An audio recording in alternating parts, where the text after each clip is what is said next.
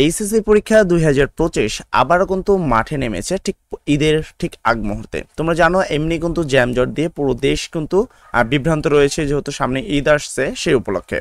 তারপর আমি দুইটা নিউজ দেখাবো, যেখানে দুইটা নিউজেই তোমাদের এইচএসসি পরীক্ষা যে শিক্ষার্থীরা রয়েছে, দেখো 2 তারিখে মানে আজকের এই নিউজটি। তারপরে এখানে তুমি আরেকটা নিউজ দেখতে পাচ্ছ, যেখানে কিন্তু আরেকটা কলেজের ছাত্রছাত্রীরা অবরোধ করেছে। বর্তমান জ্যামজট বা বর্তমান দেশের পরিস্থিতি অনুসারে এইচএসসি পরীক্ষার এই যে আন্দোলনগুলো, সেটা আসলে কতটুকু যুক্তিযুক্ত এবং তারা কেন আন্দোলন করছে, এই সকল বিষয়টা নিয়ে আমি কথা বলবো। সর্বপ্রথম তোমরা দেখতে পাচ্ছ এইচএসসি পরীক্ষার কেন্দ্র পরিবর্তন সম্পর্কে একটা দাবি নিয়ে কিন্তু তারা নেমেছে।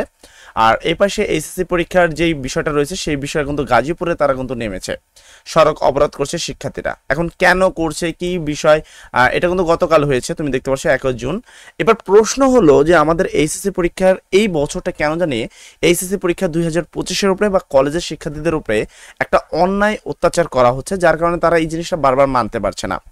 বিভিন্ন কারণ রয়েছে, তাদেরকে বিভিন্নভাবে কিন্তু হেনস্থা করা হচ্ছে। পাশাপাশি তাদেরকে এইবার 2025 সালে যেখানে সরকারের কিছুদিন আগে পতন হয়েছে, এই সময়টায় তাদের কিন্তু কেন্দ্র বলা হয়েছে যে 3 ফুট দূরত্ব বজায় থাকতে হবে, 20 জন শিক্ষক প্রতি মানে 20 জন ছাত্র প্রতি একজন শিক্ষক দেওয়া হবে, যেটা আসলে এইচএসসি পরীক্ষা 2025-এর জন্য অনেকটাই কঠিন। কেননা অলরেডি তারা কোনো আন্দোলনের কারণে পড়াশোনা করতে পারেনি ফার্স্ট ইয়ারে, সেকেন্ড ইয়ারে বিভিন্ন ঝামেলার কারণে তারা পড়াশোনা করতে পারেনি, তাদের কিন্তু প্রিপারেশনটাই আসলে সলিডভাবে হয়নি।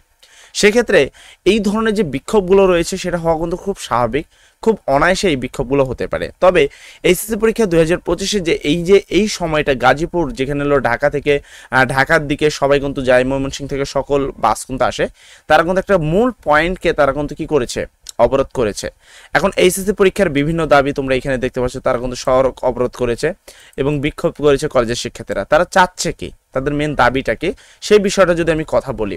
এবং আমি পাশাপাশি তোমাকে আরেকটা নিউজ দেখাবো, একটু ওয়েট করবো, আমি তোমাকে আরেকটা নিউজ দেখাবো যে এইচএসসি পরীক্ষার শিক্ষার্থীদের যে আন্দোলন, সেই আন্দোলন সংক্রান্ত বর্তমান শিক্ষা বোর্ডের বর্তমান শিক্ষা বোর্ডের আসলে কি অবরোধ রয়েছে, তারা কি বলছে তোমাদের বিষয় নিয়ে, সে বিষয়ে কিন্তু আমি কিছুক্ষণ আগে দেখলাম যে একটা নিউজ তোমাদের এখানে প্রকাশ হয়েছে। আমি এই নিউজটা দেখানোর চেষ্টা করবো তোমাদেরকে। দেখো এইখানে একটা নিউজ হইলো আরটিভি নিউজে, তুমি যদি খেয়াল করো আরটিভি নিউজের একটা নিউজ তোমরা দেখতে পাচ্ছ যে আমরা কোনো খয়রাতি নাম্বার দেব না। অর্থাৎ এইচএসসি পরীক্ষা যে সামনে যে পরীক্ষাটি হবে, এটা শিক্ষা উপদেষ্টা কিন্তু নিজে বলেছে এবং একটা গুরুত্বপূর্ণ একটা দেখতে পাচ্ছ। আমি এটা তো জাস্ট চ্যানেলের জন্য দিতে পারছি না। অর্থাৎ তুমি এই যে 3টা নিউজ, এই 3টা নিউজ থেকে এতটুকু বুঝতে পারো যে এইচএসসি পরীক্ষা খুবই কঠিন হবে। পাশাপাশি তাদের খাতা দেখা যে বিষয়টা রয়েছে, খাতা দেখা কিন্তু প্রচুর পরিমাণে কঠিন হবে।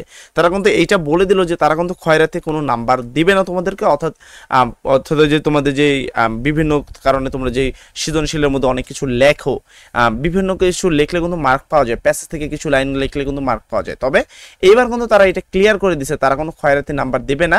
এবং 23 ঘন্টা আগে নিউজটা কিন্তু প্রকাশ পেয়েছে, তুমি চাইলে এই নিউজটা দেখতে পারো, কোনো সমস্যা নাই। এডুকেশন নিউজ টুডে লিখলে কিন্তু তুমি ইজিলি দেখতে পারবা। এবং এইসব কারণে কিন্তু বর্তমান তারা আন্দোলন করছে, যদিও তাদের আন্দোলন যুক্তি কিন্তু পরীক্ষা ঈদের পরে তোমাদের যেহেতু পরীক্ষা, আই হোপ যে তোমাদের প্রিপারেশন নেওয়া উচিত। এবং শিক্ষা বোর্ড কিন্তু এবার এইসব কিচ্ছু মানবে না। এবং যেহেতু তোমার এসএসসি 2025-এ কিন্তু অনেক কিছু করেছিল, তাও কিন্তু লাভ হয়নি। এখন প্রশ্ন হলো, সামনে তোমাদের আগাতে হবে, পরীক্ষার জন্য প্রিপারেশন নিতে হবে। আন্দোলন করে আমার তো মনে হয় না খুব বেশি একটা লাভ হবে। আমি চাই প্রত্যেকটা ছোট ভাইরা সবাই ভালো একটা রেজাল্ট করো। এইচএসসির মধ্যে একটা মূল পয়েন্ট, যেখানে তোমাদের রেজাল্ট দিয়ে আসলে সব কিছু তোমার ক্যারিয়ার নির্বাচন করা হবে, সেই জায়গাটা এটা কিন্তু খুবই গুরুত্বপূর্ণ। যাই হোক, সবাই ভালো থাকবো, সবার জন্য দোয়া করি। আসসালামু আলাইকুম।